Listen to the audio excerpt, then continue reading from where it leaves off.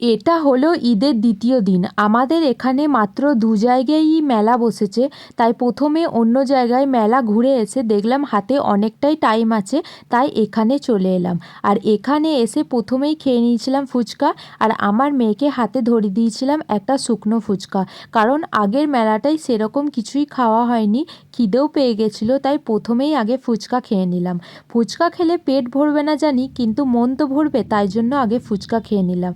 আর আমার মেয়ে দেখো ওই আগের মেলাটায় চেপে এসছে, আবার বলছে এই মেলাতেও চাপবো। তারপরে ওকে দোলনায় চাপিয়ে দিয়েছিলাম। আমার খুবই ভয় লাগছিল ও যখন চেপেছিল এই দোলনাটায়, কারণ এই দোলনাটা ছিল বড়দের দোলনা, হাতে ধরার কিছুই ছিল না, পাশে ধরার, তাও ও বসেছিল। যাই হোক, ও ভালোভাবেই বসেছিল। তো ও যতক্ষণ দোলনায় চেপেছিল ততক্ষণ আমরা কয়েক কটা ভিডিও করে নিলাম। আবার ওটা থেকে চাপার পর নেমে আবার বলল যে আমি ঘোড়ায় চাপবো। কি আর বলবো, বাচ্চা মেয়ে, তো আবার এই ঘোড়াটায় চেপে নিল। তারপরে আর বেশিক্ষণ মেলায় থাকেনি, কারণ ও শুধু চাপতে চাইছিল।